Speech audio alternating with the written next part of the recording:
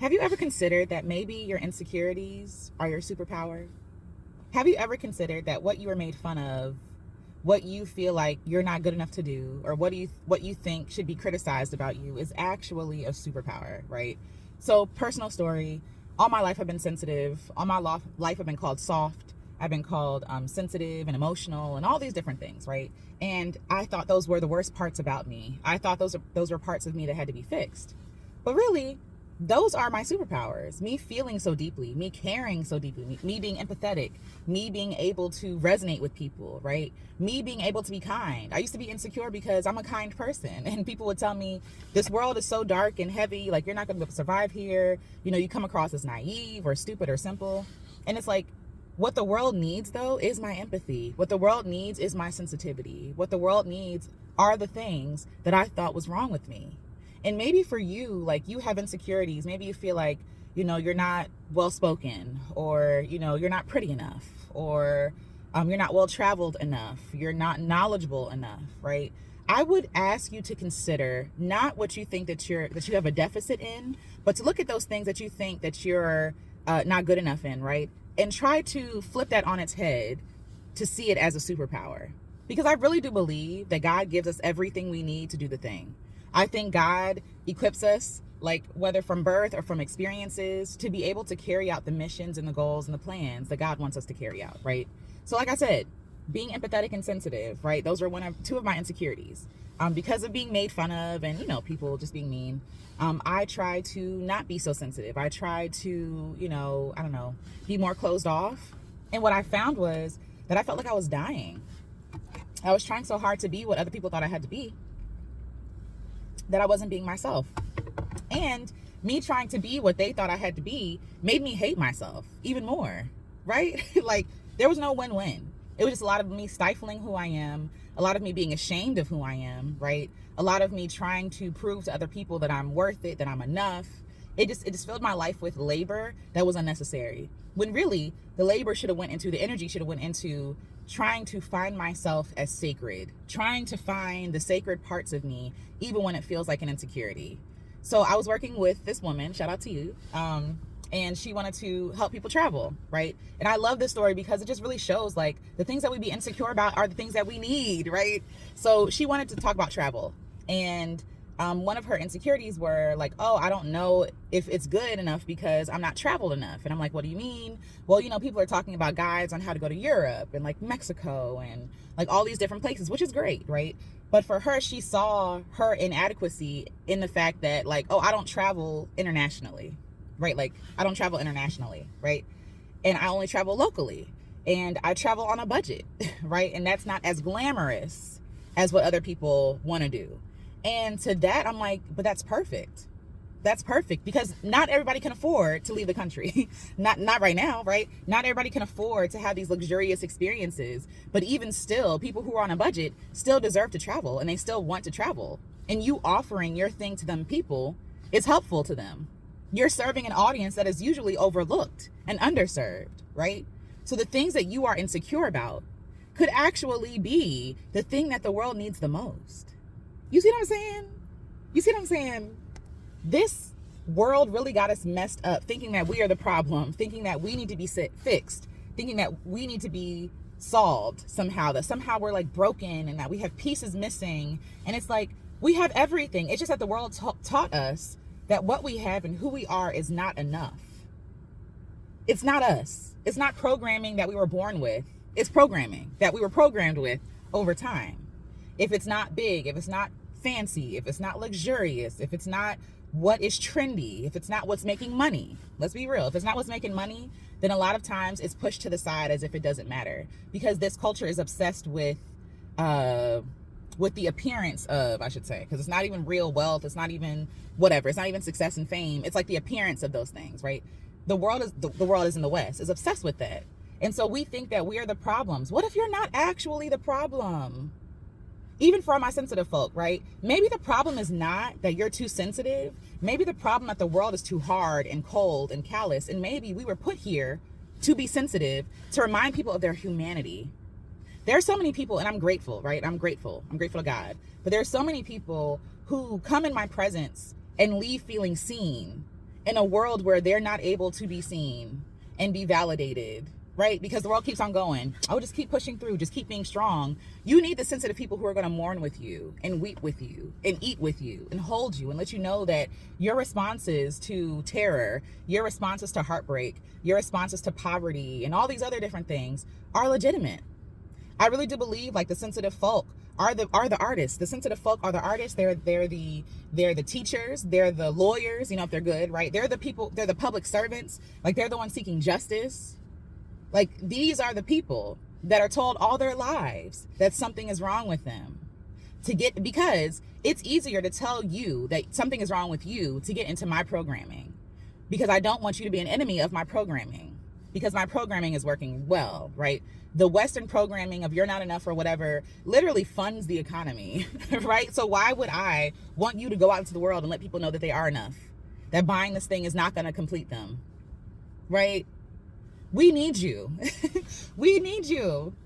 The things that you're insecure about, you not having a good voice, or you being awkward, or these are all real things. I think the problem is that we think that we have to show up like machines, right?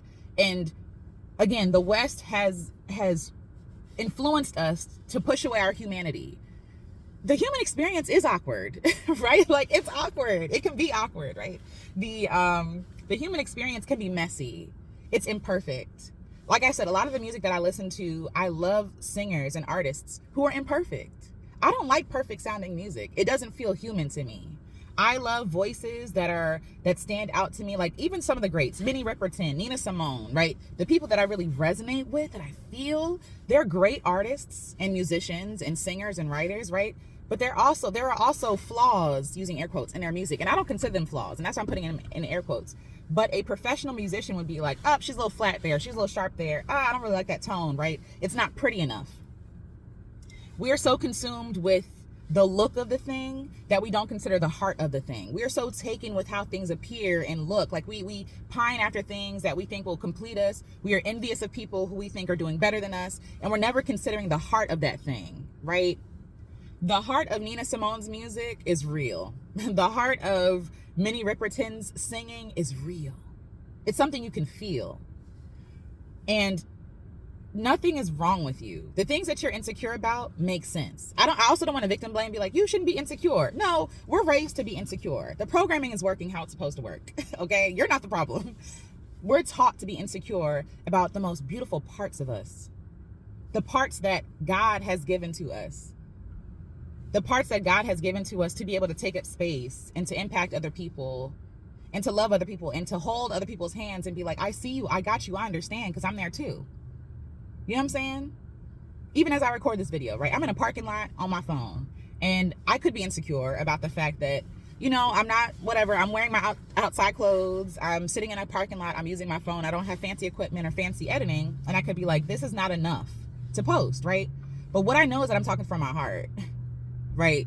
I don't need all the fancy stuff to get across my message. And maybe someone needs to see me talking on my phone in a parking lot because that's the thing that's stopping them from getting started. Maybe they feel like they have to be perfect, and I'm here to show you, you don't. You don't have to be perfect.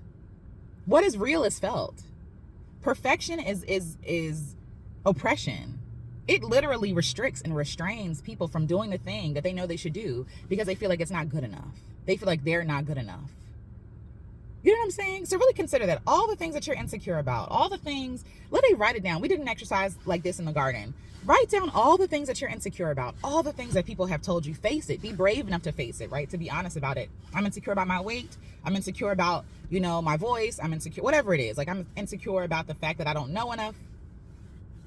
And on the other side of that paper, write down how these may be used as gifts. For example, maybe you're insecure because you're like, I don't know enough about that topic. I want to talk about it, but I'm not an expert. Okay, cool, right? Number one, you don't have to call yourself an expert. That's the first thing. But secondly, can you learn along with people? Maybe your insecurity is an opportunity. Maybe it's an opportunity to learn alongside other people. Maybe you're not supposed to be the expert. Maybe it doesn't feel good to you to call yourself an expert because no one really is an expert. Everybody's still learning. And by calling yourself an expert, you're putting the expectation up here for yourself when you know that you're down here. And I don't mean down as in less than. I mean like in experience and knowledge. And also, there's nothing wrong with that. Can you use this as an opportunity to learn with people? You don't have to be the voice. You don't have to be the voice. You know what I'm saying? So again, consider the fact that your insecurities are actually opportunities. Your insecurities are actually gifts that you've been taught to look down on, by the world around you. You know what I'm saying? Again, going back to that example always stands out for me, and I appreciate you sharing that with me too. Like that example of, I don't have these luxurious plans to travel, and most people can't afford that. What people want to do is travel, though. If you can do a local guide, or like even if you're in the same town or the same state, maybe there are things to explore there, right? Maybe people don't know that exists. Maybe people aren't even privy to the idea that they can have, as Miss Deanne says, a daycation, right? Where they can go to their local park or their local restaurant or whatever and find gym. Maybe we need more of that, right? And maybe that's your opportunity to step up and take up space in spaces where you think that you're insecure. Maybe you're wrong about your insecurities. Maybe someone lied to you about what you're insecure about. There are people for everybody.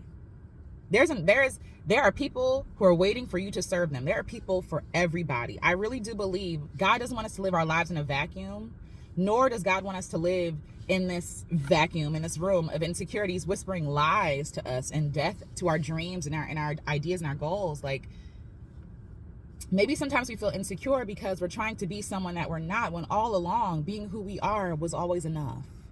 Maybe that's the reason why we feel insecure, because we're trying to be someone that we're not. But what if who you are has always been enough? What if who you are is not wrong? What if there's nothing to fix? Sit with that for 5 minutes. What if there's nothing actually wrong with you? What if someone lied to you? You're allowed to get angry. You're allowed to be mad. Like, you're allowed to grieve that, right? And I would hope that when those lies come creeping back, as they do, you're not good enough. You don't know enough. Who do you think you are, right? When those voices come up, I hope that you can answer with truth. I hope that you get into practice. Write down that thought, right? And interrogate. Who sent you? Who is this thought? Because it's not mine. Who made me think that I'm not good enough? And sometimes we can really pin it to people. There are teachers. Like, I'm still healing from my experience in college. I'm still healing from that traumatic experience. And long story short, my professor made me feel like I ain't nothing. She made me feel like I was silly, I was stupid, that I would never be anything. She literally said to me that I would not be a good professional, right? And that wore on my spirit and my self-esteem. And I'm actually sitting with it, like, in honoring my pain, but also admitting the fact that her words got in my head and stopped me from living and trying and learning. Because it's almost like, I love learning, right? I love learning. But it's almost like she ruined learning for me. She ruined learning for me. She made me feel like, I'll just say it. She made me feel like being imperfect was not an option. She made me feel like there was no room for learning.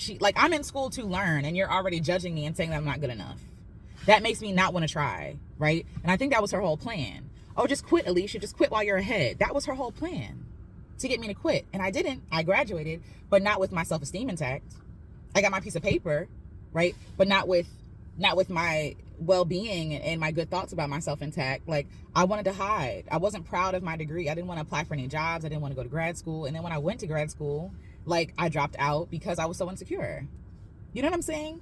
And not saying that you have to go back to school, because you don't have to if you don't want to. But whatever that is for you, what is that? Who said it? How did it make you feel? Being honest about those things. And also being honest about the fact that those thoughts that you have, those insecurities, are not your own. They're not yours. They are not yours. We are only insecure because somebody taught us to be insecure. To care more about how people view us than about how we feel in our own bodies. That's the only reason why we're insecure. Because someone taught us that somehow we were not enough. We were lacking somehow. And what if we actually sat with the truth that you lack nothing? Could that be true? Could that be possible? Could it be that your insecurities are actually a gift? Those things that you're so ashamed of. People need the most. People need desperately. That joy you have, that humor that you have, you know what I mean? The body shape you have. You know what I'm saying? When people talk about like representation matters, it's true. There's something liberating about someone loving themselves wholly, even when the world says that they are not a lovable body, they're not a lovable person, they're not a lovable personality, they're not a palatable personality. That frees everybody. You feel me? So it's just something to consider. I'm gonna go get groceries now, but yeah, maybe your insecurities are your gifts and your talents and your magical powers. You know what I'm saying? That's it. You're complete. You're complete. Like you were born complete. And yes, we learn things from community. We, mature. Like, of course, right? Like we're not finished when we're born, but we are packaged with everything we need. Just think about it. You are born with the DNA that tells your body how to change and what to look like. When you're born as a baby, you're kind of like a blank slate. There might be some, physical, like, oh, I see that they have my eyes or whatever, right? Or my birthmark, whatever it is, right? Sure, there are experiences like that. But for the most part, like you're growing into your body, into your features, right? Until you grow into a whole human being, an adult, right? And your makeup, your design was born with you. It was with you in the womb. Who you were, what personalities you were going to have, right? Like babies have personalities. What physical features you were going to have were already predetermined, even when you couldn't see it as a baby, as a newborn baby, right? I feel like it's the same thing with our gifts. Like our gifts are given to us, and as we get older, they mature. But unfortunately, the world that we live in tells us to quiet our gifts and to push them down and to suppress them, so they never get to mature into what they're supposed to be. You know what I mean?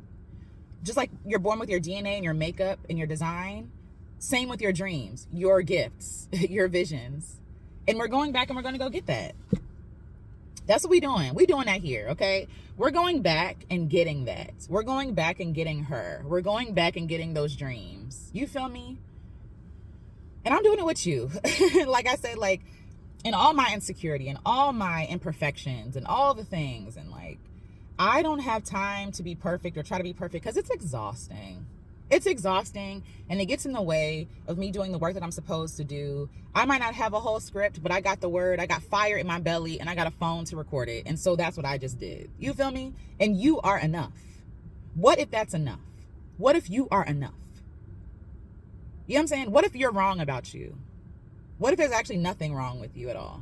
What if you've been lied to for the past 30, 40, 50, 60, 70, 80 years, 90, 100? What if? So I really do believe that your insecurities are the best parts of you. They're the best parts of you. We see our insecurities as something else because like it sets us apart from other people, and that's the point, right? We're all different pieces of the puzzle. And when you deny yourself the ability to like be in the things that you're insecure about, or to love those parts of you, those curves and those notches and those corners, right? Those parts of you that are beautiful, and link arms with other people, then there's a hole in the puzzle. You think that you have to be perfect square. Let me be just like this. Let me not rock the boat. Let nobody see any imperfections from me. When we need your imperfections to lock arms, to be seen. You know what I mean? Anyway, I hope what I'm saying, again, is intelligible. It probably is. This is me being insecure. I be talking with fire and passion, and I hope that people can follow me, And I be worried about stuff, and people already get what I'm saying. You know what I'm saying? Like, so you're not alone. I'm insecure too. I'm with you. We're going to work through our insecurities and our fears, and actually reclaiming the parts of us that we were taught were wrong or bad or ugly, because all those parts are brilliant. All those parts are brilliant. So consider, and obviously, you know what I mean? Like, if what you're insecure about is harmful to people, that's a different conversation, right? But most of the things that we want to do are good things. They're good things. They're good things. Most of the things that I'll make a separate video about that, the fear of being seen. But most of the things that we want to do are helpful and beneficial to people, are helpful and beneficial to ourselves. And we second guess what we want to do, when meanwhile there's a slew of evil people doing whatever the heck they want, confidently and badly. Like, confidently and badly. Every day there's another person getting a microphone and a camera, talking about nonsense, things that are unfounded, talking out their behind to be harmful, by the way, not just like, you know what I'm saying, like to be harmful. And you don't think that you deserve to be seen and loved and valued and appreciated when you want good for people in the world? What? You know what I mean? And I'm saying this to you as I'm saying it to myself. Like, girl, Alicia, all I've ever wanted to do was love people. That's it. And people made me feel like that's not a viable option. It has to be, you know, it has to look a certain way. It has to be super serious. And I'm just like, sometimes I just want to be in my fairy tale land and throw rose petals on people. Like, you know what I'm saying? I want to have a picnic, like I said, where we blow bubbles and we share thoughts and we love on each other. Like, that's what I'm insecure about. Loving people. Really? Let's be so for real right now. What? What the world needs now is love, sweet love, right? Like, and I'm sitting here being like, I'm insecure, I'm not good enough, I don't have nothing to say. Like, and I'm not making fun of myself, you know what I'm saying? But this is just my fear. My fear is valid, by the way. The fear is valid because people will criticize, people will poo-poo you, people will like try to destroy your happy little bubble, you know what I'm saying? Or your lovely little bubble, and like, great, right? But that's not for me to own. That's their own stuff. That ain't got nothing to do with me. Half the stuff that people say on my comment section, half the things people say, I'm realizing more and more, it actually has nothing to do with me. People have their own issues to work out, and I don't have to be their punching bag. That's why I delete comments. I'm not ashamed. You don't get to take up space here with your negativity and your evil. What? No. So those things might happen, right? People, whenever there is light and goodness, there is going to be opposition. I don't know what to tell you. We live in a fallen world. Whenever there is goodness, there is going to be opposition to that goodness. And even still, you deserve to be seen. You deserve to show up and take space, especially if it's goodness. Especially if it's goodness. You know? So your insecurities, I understand. Your fears are valid. I don't ever want to pretend like, girl, it's just fear. It's not real. No. Your fears are real.